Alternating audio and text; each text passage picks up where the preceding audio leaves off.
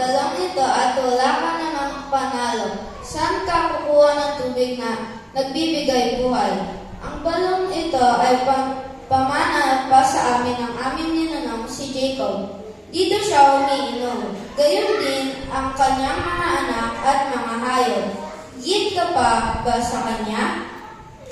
Sumagot si Jesus, Ang bawat uminom ng tubig na ito ay muling uuhaw. Ngunit ang tubig na ibibigay ko ay hindi mauhaw kailanman. Tunay nga na ang tubig na ibibigay ko ay magiging batis sa loob niya at patuloy na bukal at magbibigay sa kanya ng buhay na walang hanggan. sinabi ng Samaritan woman, Ginoo, bigyan po ninyo ako ng tubig na ito upang hindi na ako mauhaw o pumarito pa upang umigib ulit. Sinabi ni Jesus, Umuwi ka at isama mo iyong asawa. Wala akong asawa. Sinabi ni Jesus sa kanya, Tama ang sinabi mo na wala kang asawa. Ngunit 5 ang iyong asawa. At ang kinakasama mo ngayon ay hindi mo asawa. Tama nga ang sinabi mo.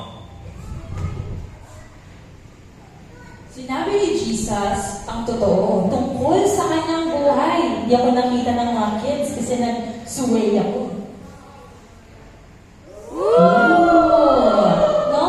Nang hindi nasasaktan ng kanyang damdamin, na hindi siya mapapaiyak. Sa sandaling yun, nang napagtanto ng Samaritana na si Jesus ay ang kanyang kaibigan at ang pagmamahal ni Jesus ang nagbago sa kanya.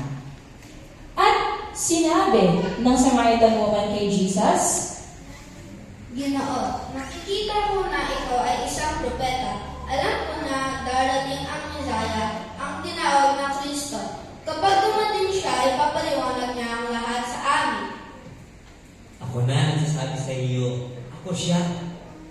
Nang mga oras na yon, bumalik ang mga disciples at nagulat nang makita nilang kausap ni Jesus ang babaeng Samaritana. Pagkatapos, iniwan ang kanyang lagayan ng Samaritan woman, bumalik ang Samaritan woman sa bayan at sinabi sa mga tao,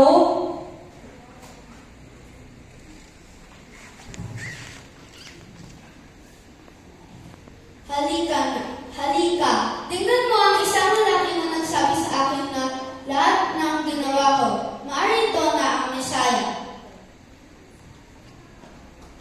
yan, lumabas sila ng bayan at naglakad papunta kay Jesus.